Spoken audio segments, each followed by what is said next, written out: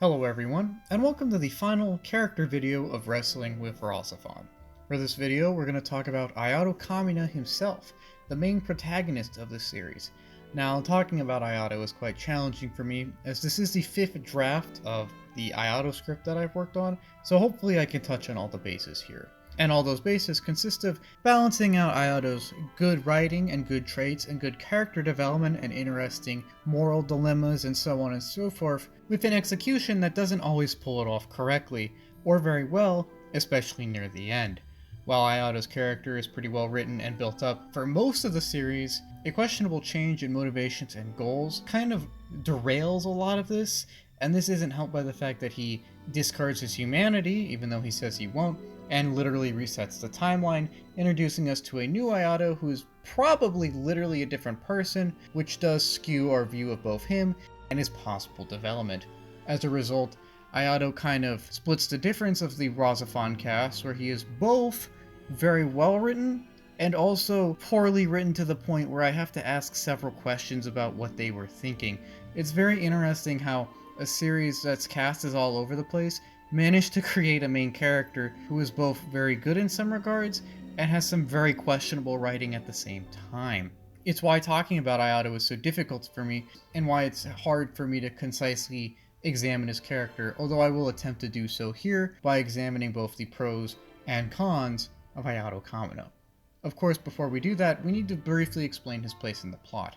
Now, I'm going to assume that you've seen RahXephon if you're watching this video, so I'm going to leave out a lot of the details because when I went into detail about this, it took about 15 minutes. We're going to aim for about 5. Ayato Kamina is a citizen of Tokyo Jupiter, and as far as he knows, he's simply just some high school guy doing high school stuff and living in the last place on Earth and still inhabited by humans. Now this of course is false, as his creepy stalker, Haruka Shito, busts him out of Tokyo Jupiter and reveals to him that there is an outside world and that there's way more humans and that they're at war with the Mu. Now Ayato, who has somehow bonded with the RahXephon in the process of getting out of Tokyo Jupiter, it's a convoluted series of events that we don't necessarily need to get into, teams up with Terra in order to fight the Mu and just, generally help humanity and protect those around him. In this role, he grows closer to those around him and proves himself to be just generally a nice and virtuous young man, protecting humanity and serving the greater good. Along the way, though, he faces several hiccups, as certain revelations that are made to him make him question the morality of those around him, and also make him question his own decisions. These revelations reach a climax when Ayato learns that he's actually a Mulian, and that Terra's just kind of been using him to fight the Mu. Now, of course he's upset with this, as he literally doesn't know what he is, and that he might be a member of the race which is destroying everything he's trying so hard to protect and everything that he loves. This, of course, causes a good deal of self-doubt and something of an internal crisis, although he does successfully navigate this for a few more episodes, up until the point where he decides to go back to Tokyo Jupiter to find some answers to all of the questions growing inside of him. Instead of getting any real answers, though, he kind of just gets psychologically tortured by his adoptive mother, and then after realizing that this is kind of a waste of time, he heads back to Terra, again with the RahXephon, but now without Quan, who had accompanied him to Tokyo Jupiter.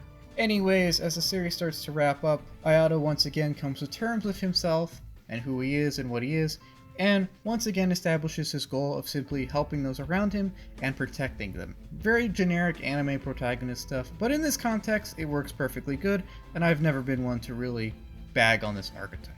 This reaches a climax when Mishima reaches out to him to try and convince him one last time about the need to retune the world. Something that everyone's been telling him about that he doesn't really understand, and to be honest, that I as a viewer don't really understand either. It's not really clear up until this point. Having had enough of being told what to do, and having had so many traumatic experiences that we haven't necessarily touched on, Ayato decides to simply stand up for himself. He takes the painting that he's worked so hard on, and he simply cuts it up as it's a manifestation of Mishima, and therefore a manifestation of someone else trying to make decisions for him.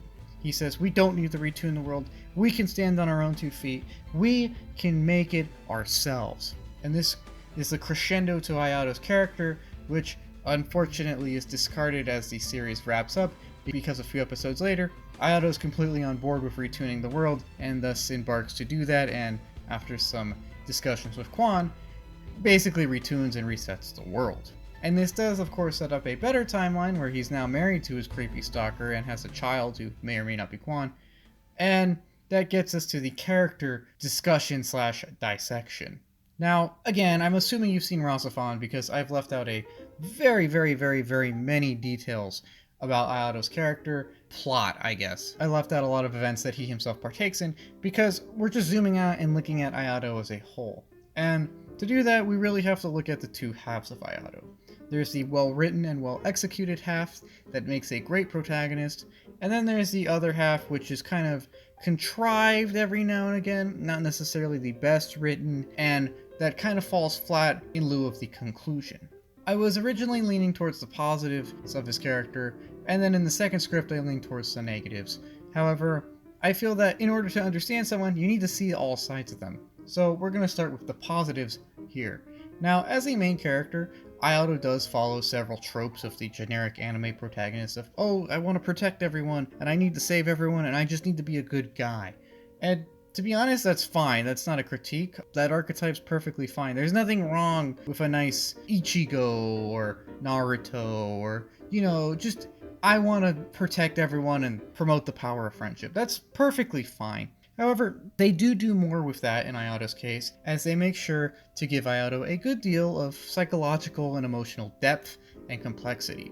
He's set up as an artist, as a creative person, and it's really cool seeing someone who has all these outlets for emotions, and therefore is somewhat emotional, but also processes it pretty well. While I do criticize a lot of characters in RahXephon for being too emotional for no reason, Ayato's reactions, for the most part, generally feel appropriate and in line with what is going on.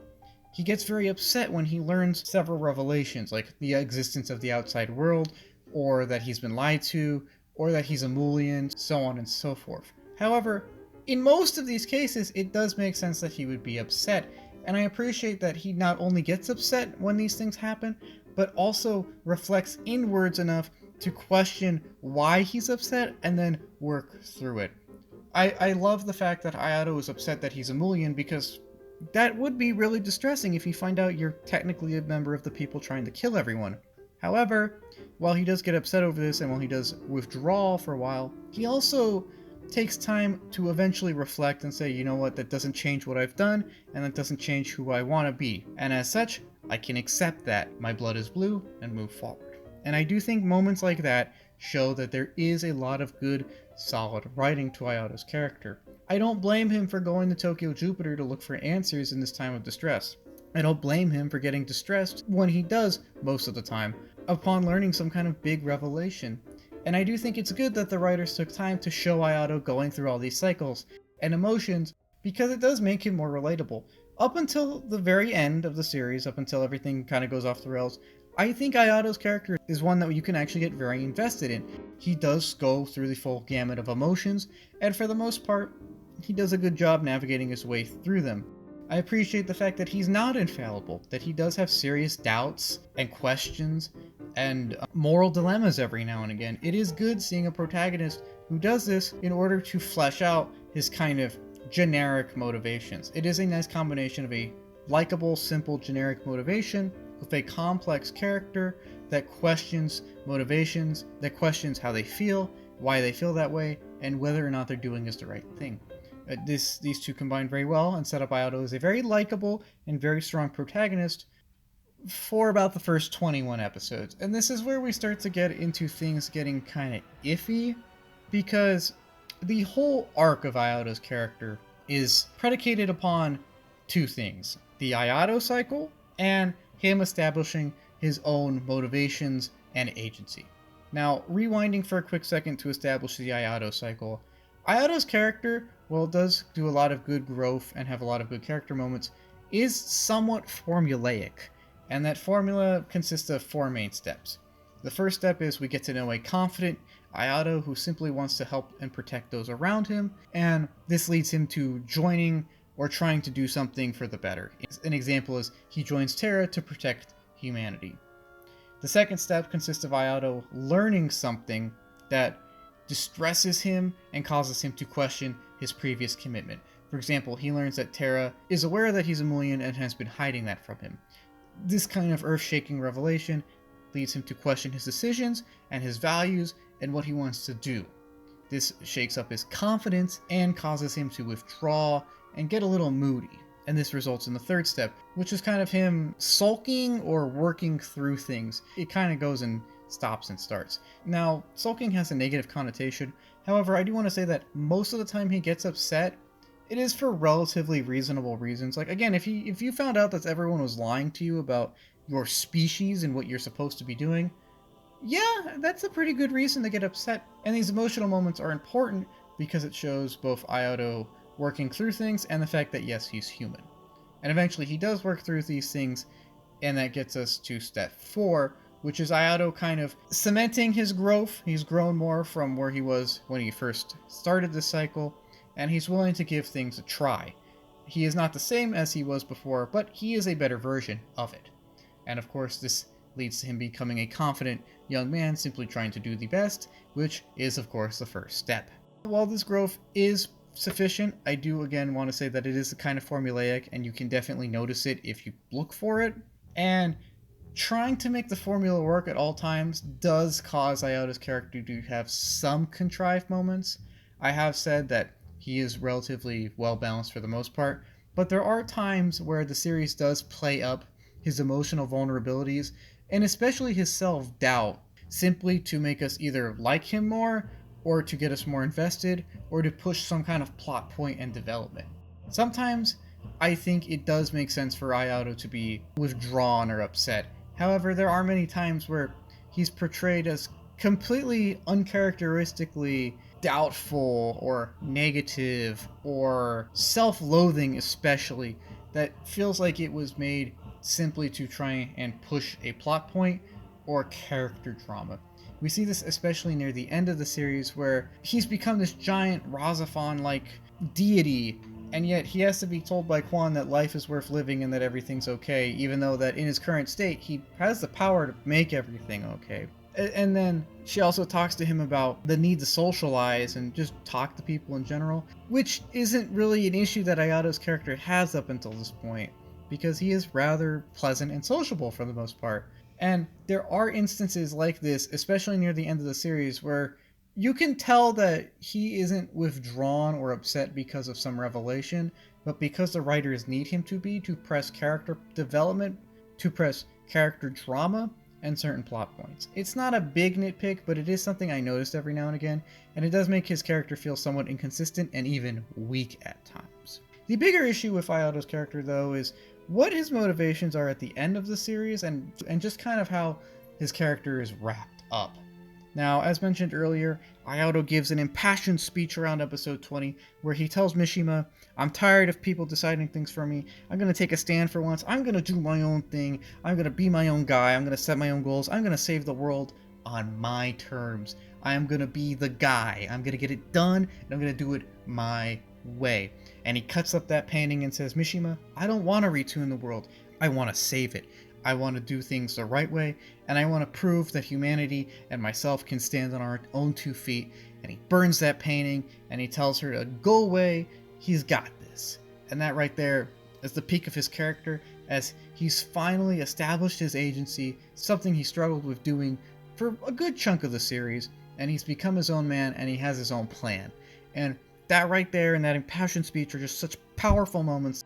This little sequence is probably my most favorite in all of RahXephon, because Ayato is just giving such a strong performance. He's upset, he's crying, he's frustrated, he's proud, he's everything in this one little minute of him both being ashamed of his past failures and his weaknesses, yet still being proud enough and strong enough to take a stand for himself and say, in spite of those things, we're going to press forward and I can do this. And God, I just love the scene so much.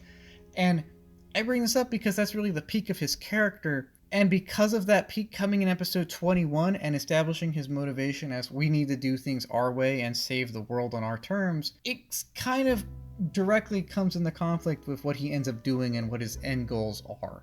Now, it's quite obvious the Foundation want him to retune the world, even though we don't even know what that means, and he doesn't really know either, from all we can tell, up until the point where he gives this giant speech that I've talked about for like 2 minutes. And then once everything starts to go sideways, Lord Bobbin in Helana's body goes up to him and says, hey, maybe we should do the thing, maybe you should do the thing.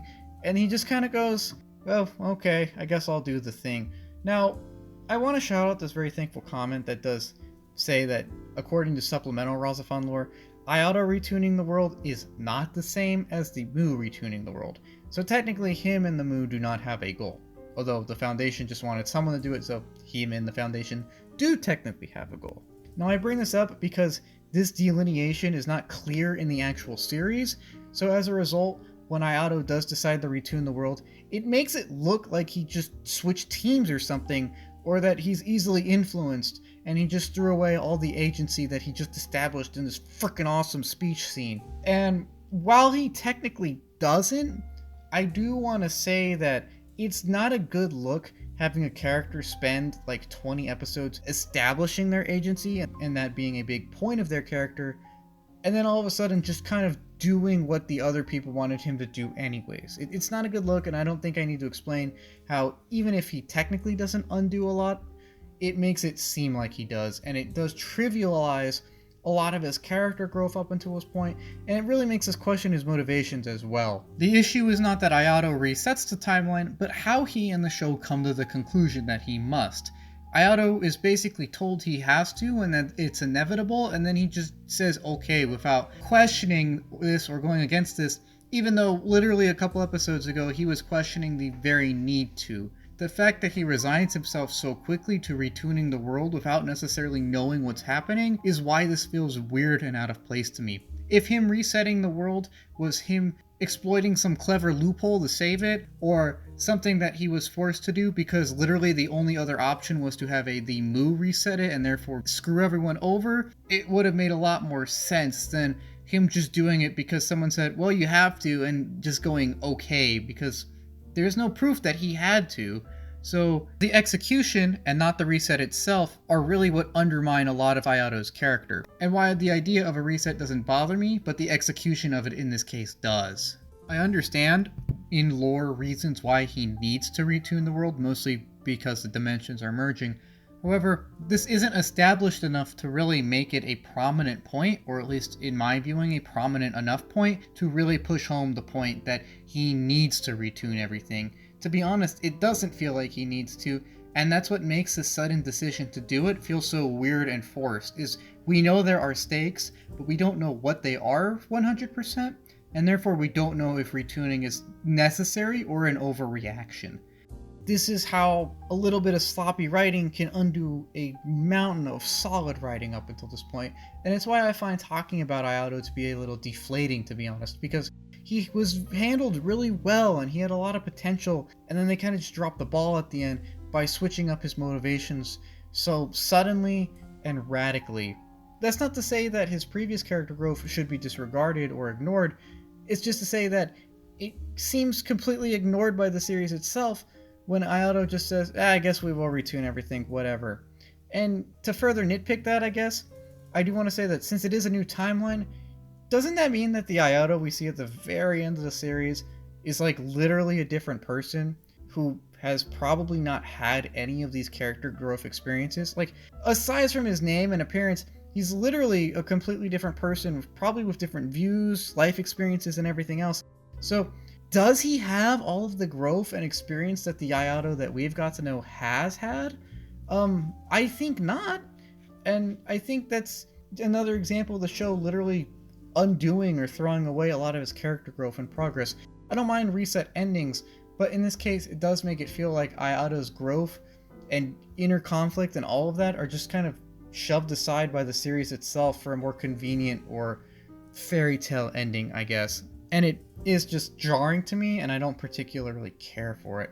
I don't particularly care for the fact that Ayato justifies his stalker either, but we went over that in the Haruka video, and all I'm going to say is my dude got gaslit hard.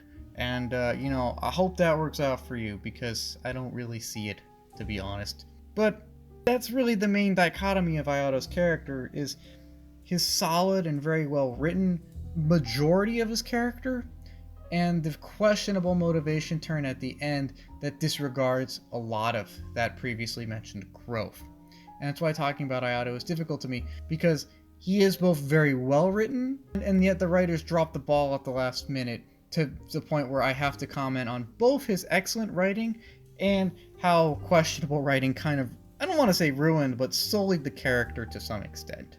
However, I feel like I've talked long enough about Ayato, and really I want to say that I don't hate the character. I feel like my tone may be detached here, but that's simply because I find it hard to completely attach myself to a character who kind of undoes a lot of his own growth unintentionally and may or may not exist by the end of the series. I feel Ayato is kind of deflating to talk about, and hence the tone. However, he is well written for the most part, and it is unfortunate that the one part that's not well written goes a long way to undo a lot of the solid progress up until that point. He, however, is still a solid and at least interesting obscure anime protagonist. It is fascinating seeing the weird writing decisions made here, and I do find it very interesting to kind of dissect his character. It is really fascinating to me how Ayato, like Quan, is kind of an embodiment of RahXephon, although in this case, where Quan is an embodiment of RahXephon as a whole, or as a concept, or as a pitch, Ayato is kind of a manifestation of RahXephon's cast and character writing as a whole. Parts of it are extremely well done and well written, and they do take their time with a lot of emotional beats to create a truly human and interesting character. An example is some really good, solid writing. However, parts of him are also very poorly written, parts of him also suffer from very questionable writing, whether it is somewhat contrived instances of self-doubt, or the whole issue with his motivation kind of going off the rails near the end of the series. Or the fact that he says he's going to retain his humanity, and then clearly doesn't or even try to put up an effort to do so. Although it does lead to this funny scene with Haruka, so I give that a pass. There are a lot of good about Ayato's character, and then there's also a lot of bad, a lot of weird, questionable writing stuff that doesn't sit that well with me. And like RahXephon itself, and like its cast itself, he exemplifies things that I like a lot, and things which I can barely stand on the screen. He's fascinating in this regard, and for this reason, he is some kind of odd unicorn, encapsulating both some great writing and both some horrible writing. For this reason, he is an excellent embodiment of the cast and character writing of RahXephon, and a very interesting and quite solid obscure anime protagonist.